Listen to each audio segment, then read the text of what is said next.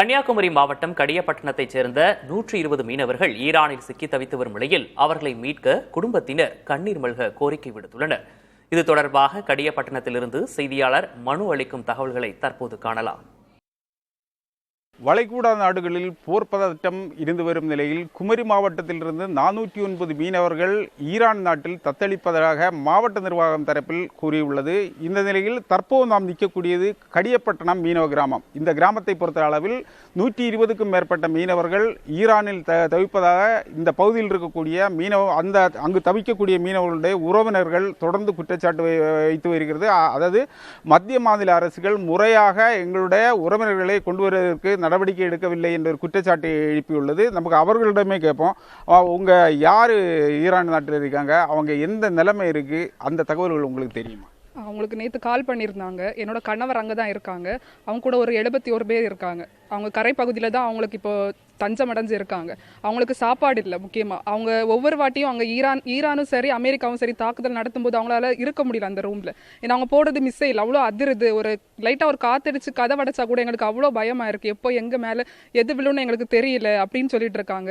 நேற்று கூட நியூஸில் போட்டாங்க ஈரானில் மட்டும் 1800 பேர் இறந்துருக்காங்கன்னு சொல்லிட்டு. ஆப்கானிஸ்தான், பாகிஸ்தான் எல்லா நாட்டில் உள்ளவங்களும் இறந்து போயிட்டு இருக்காங்க. நிறைய இடத்துல இருந்து ஃபோன் வரல. அவங்க இன்னும் உயிரோட இருக்காங்களான்னு எங்களுக்கு தெரியல. எங்கள் கூட இருக்கவங்க தான் எப்படின்னு தெரியல. அதனால மத்திய மாநில அரசு ஒரு அறிக்கை வெளியிட்டு நான் அவங்கள பாதுகாப்போம் அப்படின்னு சொல்லும்போது அங்கே இருக்கவங்களுக்கு ஒரு நம்பிக்கை வரும். அந்த நம்பிக்கை மட்டும் அதை எங்களுக்கு முதல்ல கொடுக்கணும். அங்கே கள நிலவரத்தை பார்த்தா எங்களுக்கு ரொம்ப பயமாக இருக்குது. அங்கே இருக்கவங்க பேசுறது இங்கே நம்ம இப்போ இந்தியாவில் எங்களுக்கு நாங்கள் இருக்க இடத்துலையே அந்த மாதிரி இருக்க மாதிரி அவங்க அந்த அளவுக்கு அவங்க பயந்து போயிருக்காங்க. மத்திய மாநில அரசு சீக்கிரமாக ஒரு நடவடிக்கை எடுத்து இதுக்கான ஒரு அறிக்கையாவது வெளியிட்டு அங்கே இருக்கவங்களை பாதுகாக்கிறதுக்கு ஒரு முயற்சி எடுக்கணும். என் பையன் அங்கே இருக்கான்.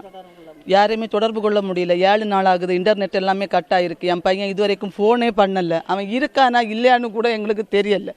அவங்களுக்கு சாப்பாடு கிடைக்குது, அத்தியாவசிய தேவையில் அங்கே நடக்குதான்னு கூட எங்களால் கண்டுபிடிக்கவே முடியாத அளவில் 8 நாளாச்சு. இன்னைக்கு அவன் ஃபோனே பண்ணலை.